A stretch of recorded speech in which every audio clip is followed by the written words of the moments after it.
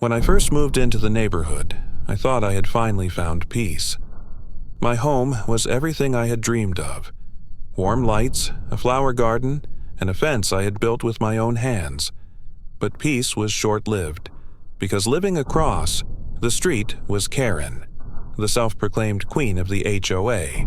Clipboard in hand, she patrolled the neighborhood like it was her personal kingdom, and every homeowner was her subject.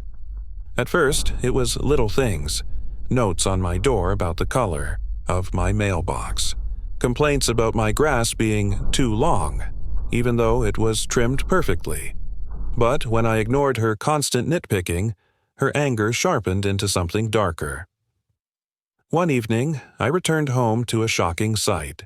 Karen stood by my yard, yanking at my newly planted flowers, snapping their stems like she was tearing pages from a book. My fence, which had taken me weeks to build, had scratch marks from where she had tried to pry it open. I felt the blood rush to my head. This wasn't about HOA rules anymore. This was personal. I confronted her, and her face twisted with rage. "Your property doesn't belong here. I'll have it removed, piece by piece if I must." Her words cut deep, but my resolve hardened. She wanted a battle, and I wasn't backing down.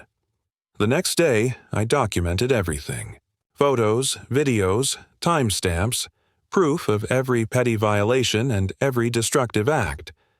While she believed she was untouchable, I had the truth on my side. I presented my evidence not only to the HOA board but also to local authorities.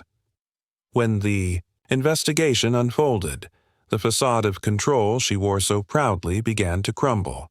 The HOA board, once silent under her intimidation, voted against her. She was fined, stripped of her position, and forced to pay for the damages she had caused. Standing in front of my house that evening, I felt an overwhelming rush of victory. The flowers bloomed again, the fence stood strong, and my home, my sanctuary, was safe. Karen walked past, her clipboard gone, her power shattered.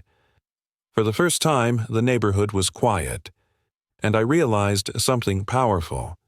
When you stand your ground with courage, no bully, no matter how loud, can destroy what you've built.